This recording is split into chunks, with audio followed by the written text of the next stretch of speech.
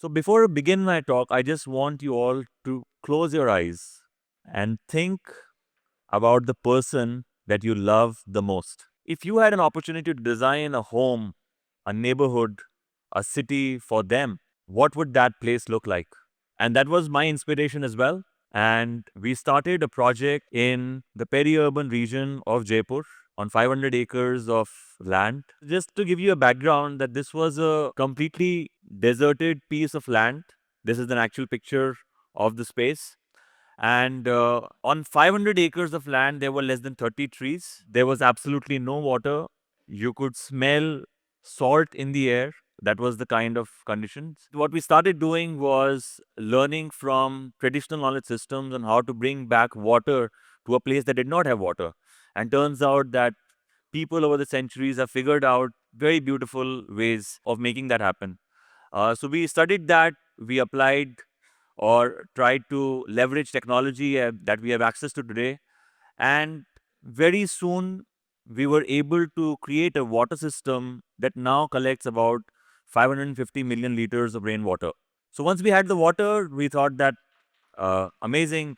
I met Shubhendu and said that now we can have trees. Shubhendu planted about 12,000 trees and that became successful. You saw one of the photographs there. We could not believe it. Certainly, the people in the community could not believe it. And soon we expanded that methodology and planted about 200,000 trees. Then over the years, we also used conventional methods of plantation and planted about 100,000 more trees. So, with 300,000 trees over the past 7 to 10 years, this place is now a verdant oasis. I mean, a place where I love my daughter is growing up in. It is a place that is somewhat of a lungs to the neighboring villages. And then once we had this, we thought that we need to think about food in very different ways. And certainly the forest created a base for us to revitalize the soil.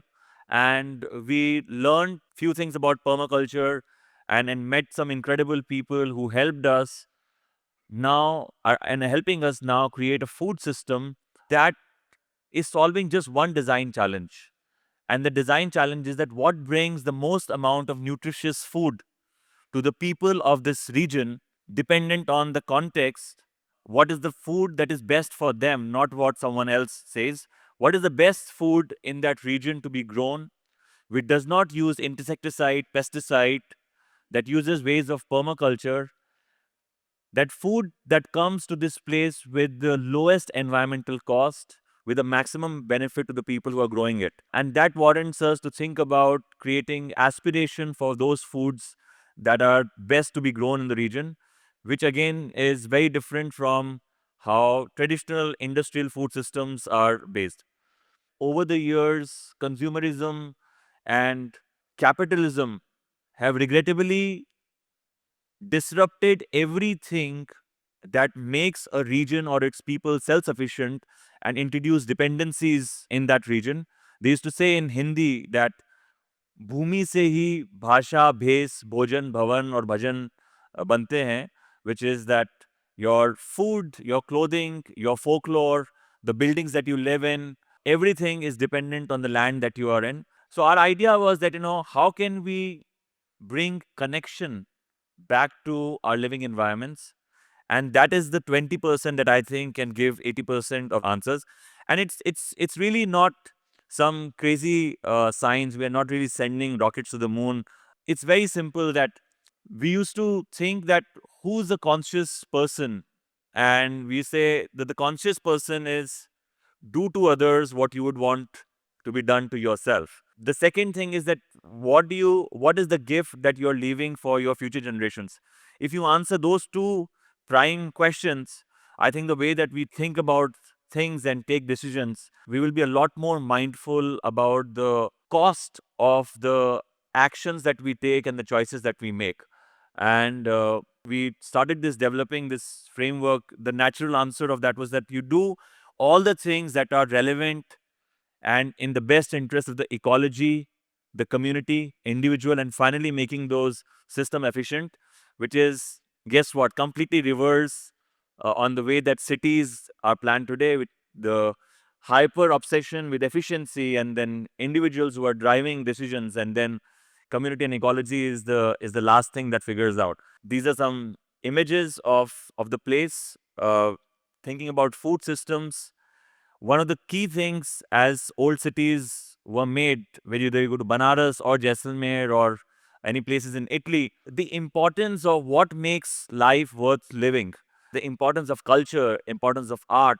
And if you see in the whole efficiency paradigm, all of that is pretty much kicked out of the window. And in the end, we sprinkle art and culture, as we pepper our cities with that. So we thought that if you really think about the intangible and tangible facets of what makes this civilization beautiful and what makes every civilization beautiful, our idea was that what if we could develop a city on that premise? After having done everything that we could to restore ecology, to make food, and to bring water, now as we are thinking about the cities, every city has an economic engine.